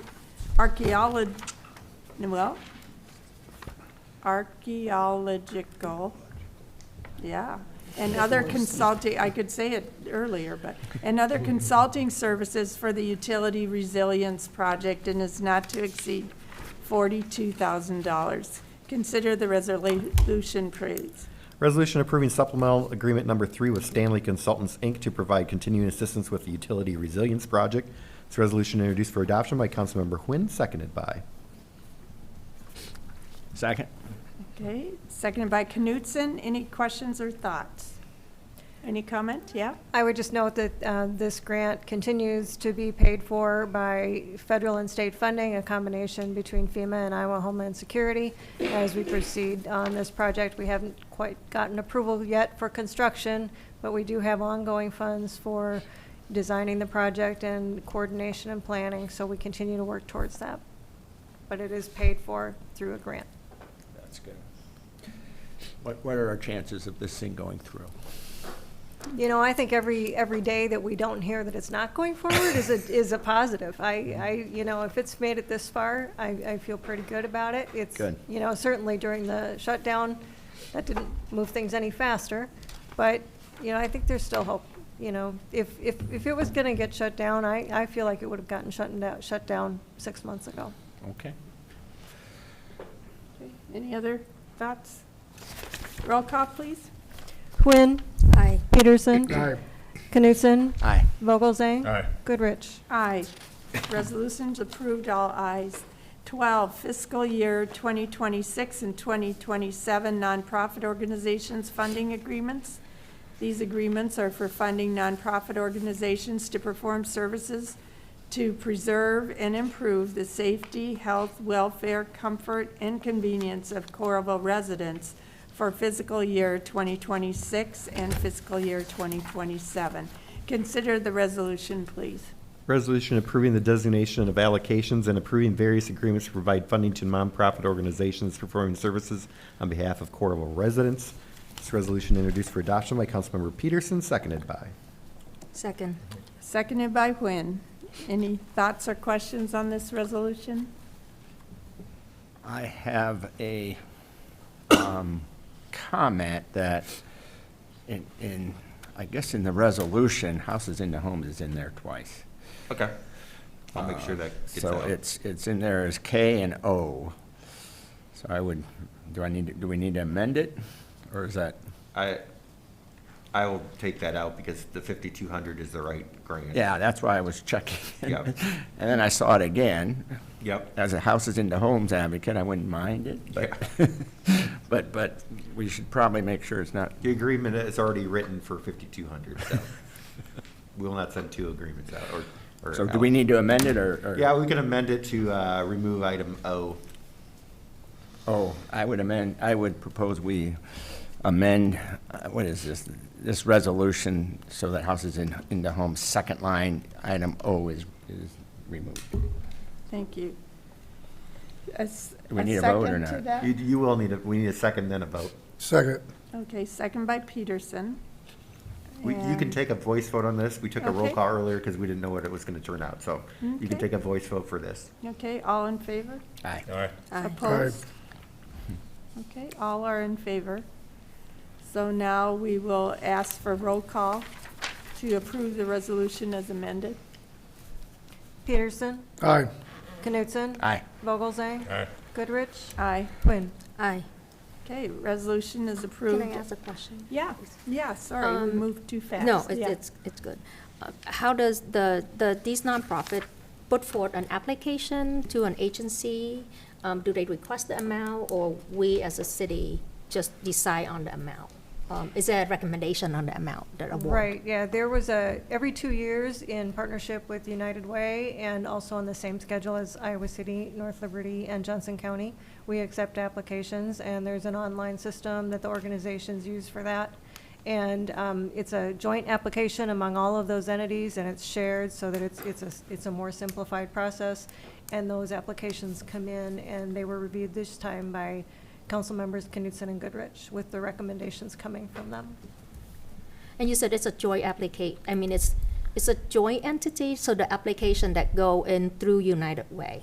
It goes in through United Way, and the agency makes a specific request from each organization. They can request different amounts from, or nothing at all, from Iowa City, or Johnson County, or United Way, or Coralville, or North Liberty. This was the first time North Liberty participated, and people were actually pretty excited about that, and we got everybody on the same 2-year schedule, so that makes it easier for the agencies to only be applying once every 2 years. It also gives them a number to plan for going forward for a year, so it was seen as a big positive. Historically, have you seen an increase in ask regarding these? Yes, yeah, I mean, that's an ongoing, as typically an organization will always try to ask for a little more year to year, and hope that they can. This amount that was distributed tonight among the agencies was previously approved as part of the FY26 budget. So we had the total dollar amount, we just didn't have the allocation numbers. Do we ever turn down any agency that asks for funding? I believe this time everybody got funding. Yeah. In the past, there used to be some that, it's just a difference in philosophy. But yeah, this time everybody got funding. Thank you. Thanks for those questions and for the clarification. Where are we at now? 13. Okay. So, yes, so that resolution was approved, all ayes. Number 13, Outlot E, Ridgeview, Part 2. This Outlet E, Ridgeview, Part 2 is located adjacent to and west of the new CCA Elementary School and expands the open space located west of the school. Resolution, please, Kevin. Resolution accepting the donation of a parcel of property from Grand Rail Development Company, Inc.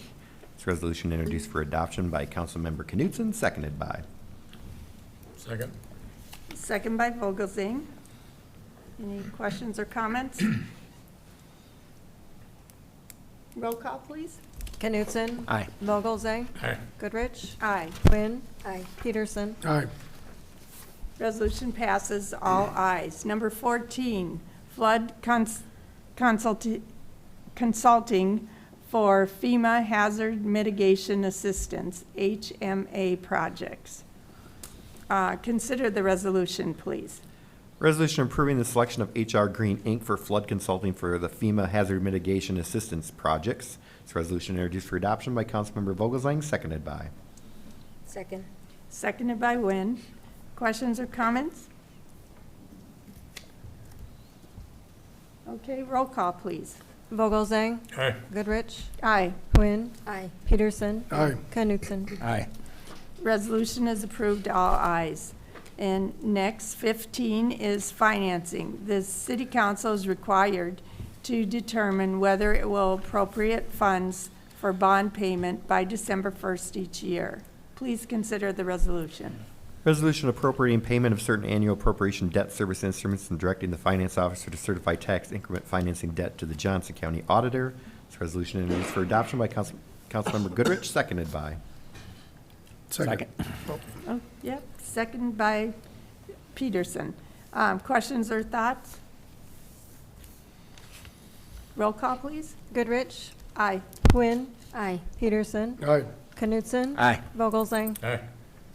Resolution is approved, all ayes. Interfund TIF loans. This is a $90,000 advance for financing projects from the Coralville Oakdale Urban Renewal Area Tax Increment Revenue Fund. Consider the resolution, please. Resolution authorizing internal advance payable from tax increment revenue fund for urban renewal project costs. This resolution introduced for adoption by Councilmember Nguyen, seconded by.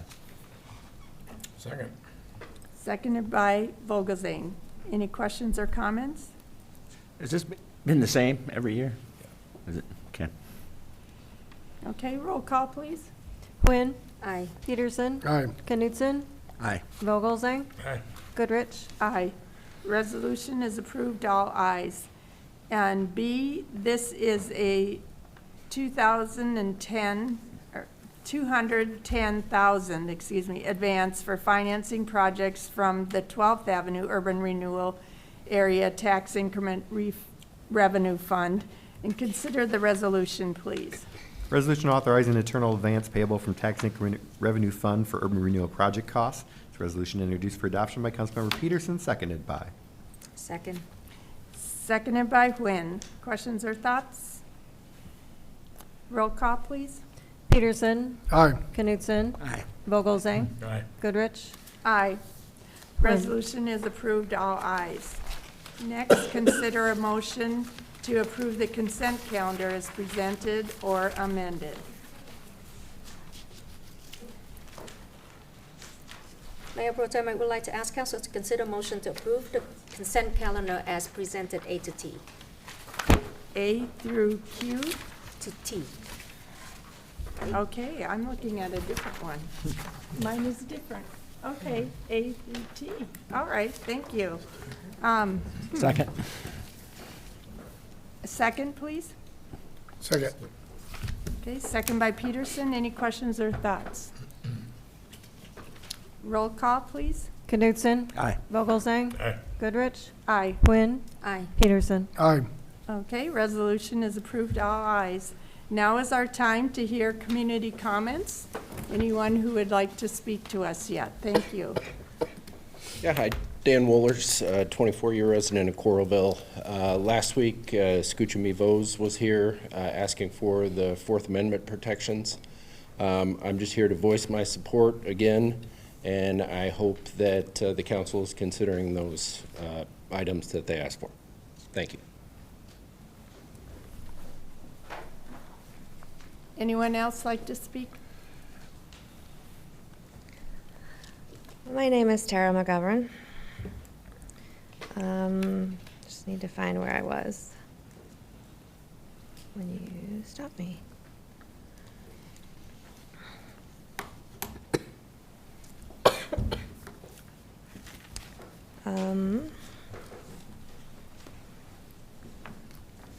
So just to, I'm not going to start at the beginning, obviously, but just to summarize where I got cut off. In future annual budget discussions, which are drawing increasing interest from the public, we will continue to ask that you stop wasting our money, endangering the most vulnerable people in our community, using surveillance tools that do not make us any safer. I did have two other things I wanted to mention that were on the agenda. One is a request for a remote meeting option.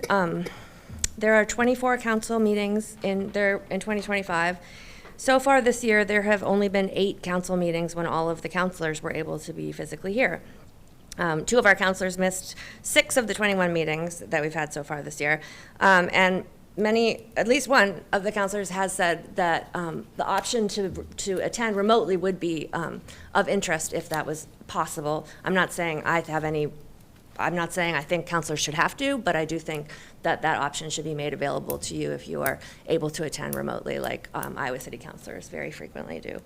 And then along the same lines, we are continuing to ask that the work sessions be videoed just in the same way that the city council meetings are. The work sessions are open to the public, and everyone else puts theirs online. You have the infrastructure in the room. So we're asking that you do that. We'll continue asking. And then finally, the Equal Protection Resolution that you passed October 14th, 2025 indicates that budgetary priorities shall be reflective of the values of the city of Coralville, including our commitment to protecting the human rights and safety of all people, especially when such rights have been curtailed by government action outside of Coralville. Please add the Iowa Trans Mutual Aid Fund to your list of nonprofits that perform services to preserve and improve the peace, safety, health, welfare, comfort, and the convenience of Coralville residents.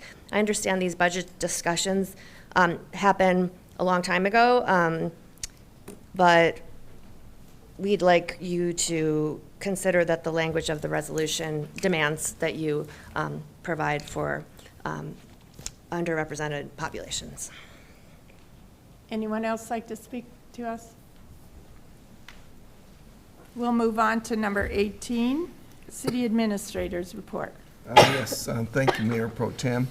Just a couple of things. Want to remind people that there is an ongoing survey right now. This is the first survey of many that will be held in regards to the new recreation center, and this is about aesthetics of the new recreation center. And you can go on the city's website and participate, or you can go in person to the recreation center. And there will be several more opportunities for people to give their input on different items as we move forward with that. Also remind everyone that trash pickup this week will be late, and so some people will be moved into Monday of next week. So next week everybody will be late a day as well. So just pay attention to the schedule for garbage pickup. And then just remind everybody that the Isle of Light celebration is coming up December 12th through the 14th, starting with the community meal on the 12th and ending with the lights around Coralville on the night of the 14th. And that's all I have, Mayor Pro Tem. Thank you.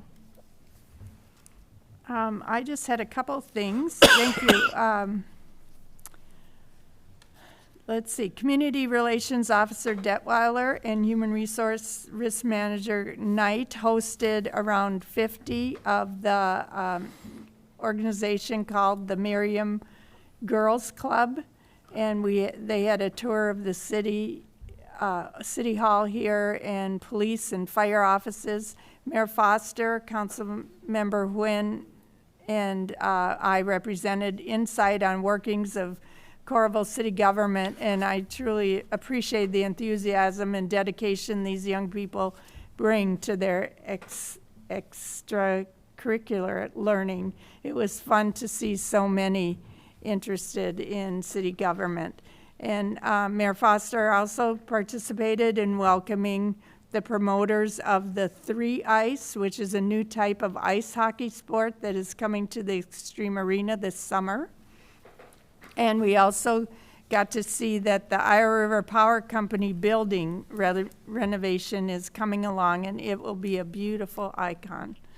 So the offices will be closed for Thanksgiving, both Thursday and Friday for the city of Coralville. City Attorney's report. I was just putting my lights up last weekend when it was nice out, and Yeah. I noticed I had a lot of them that were bad. So we do have a recycling bin out here in the foyer that takes Christmas lights. So if anybody wants to get rid of their Christmas lights, don't put them in the garbage, bring them down here and get recycled correctly. That's all I have. Yep. And committee and council members report. Who would like to start? Let's see. You get to choose. Would you like to start? You have the power. Councilmember Knutson. That's as much power as I have. Thank you, Mayor Pro Tem. On a lighter note, finally got to a Heartlanders game on Sunday. Good fun. Busy time of year, so I hope to make a lot more. And for the record, I got there, we were down 0-3, and we finished the game 6-3, winning. So I haven't seen the other team. I've only seen us score 6 goals, and the other team hasn't even scored yet. So my record's good in that regard.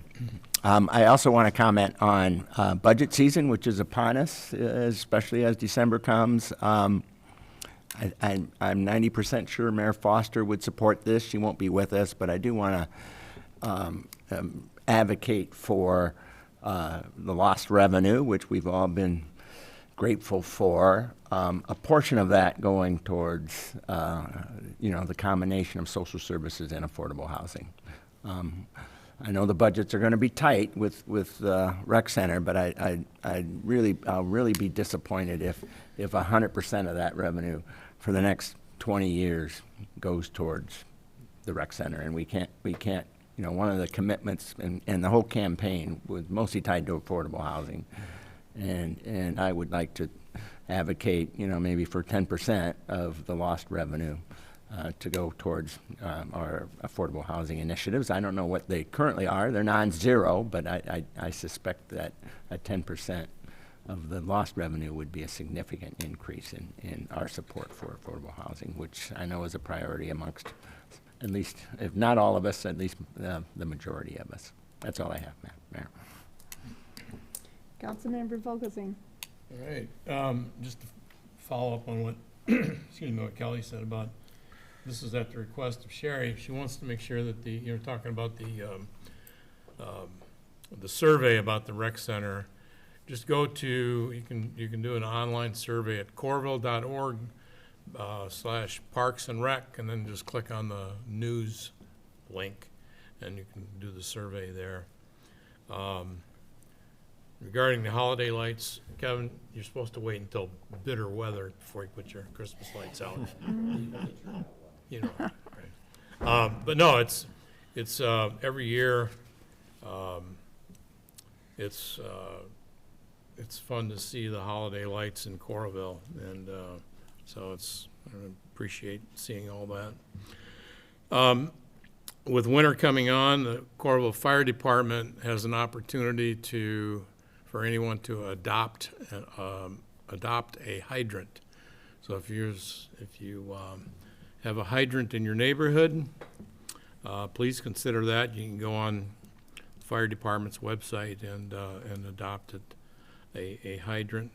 It's important for hydrants to be cleared 3 feet in either way of the hydrant, and also a path from the hydrant to the street as well, so that firefighters can get easy access, because minutes and seconds do count if they're ever needed. The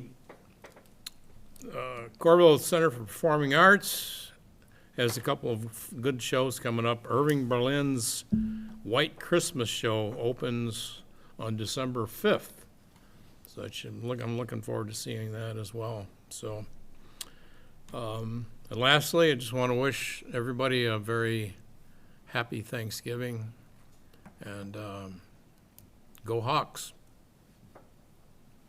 Councilmember Nguyen. Thank you, Madam Mayor Pro Tem. I would like to express thanks to staff for getting the holiday lights on the Coralville Strip and also First Avenue. Hear a lot of positive feedback. I think especially with the gloomy weather, it's certainly, make it a bit less depressed. Hopefully we can keep that on a little longer than usual. If you have old battery and old medication, please don't throw them into your trash because they end up on a landfill. They're not very good for the environment. I know that our police department do collect those and recycle them accordingly and safely. So just bring them there, drop them off at the police department, and they can help you take care of that.